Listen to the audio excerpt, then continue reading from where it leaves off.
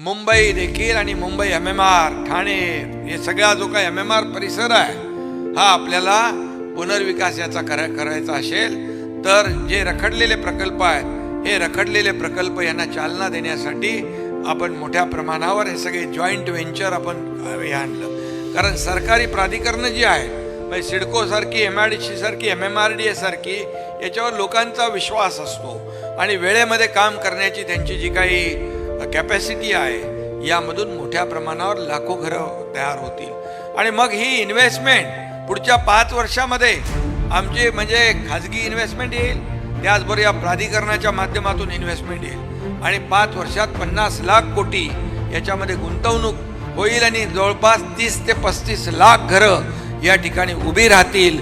अशा प्रकारचं सरकारचं धोरण आहे आणि म्हणूनच खऱ्या अर्थाने बाळासाहेबांचं स्वप्न साकार करण्याची जी काही कार्यपद्धती जी आहे, भूमिका जी आहे ती आम्ही घेतली आणि त्याच्या टप्प्याटप्प्याने आम्ही त्याला सुरुवात केलेली आहे. कारण शेवटी सर्व जो कोणी डेव्हलपर चांगला ताकदीचा असेल तो जो आता आपण काय सांगितलं 3 वर्षाचं भाडं त्यांनी डिपॉझिट केलं पाहिजे. कारण भाडं देत नाहीत, खाली करतात, ट्रेडिंग करतात, दुसऱ्याला विकतात, तिसऱ्याला विकतात.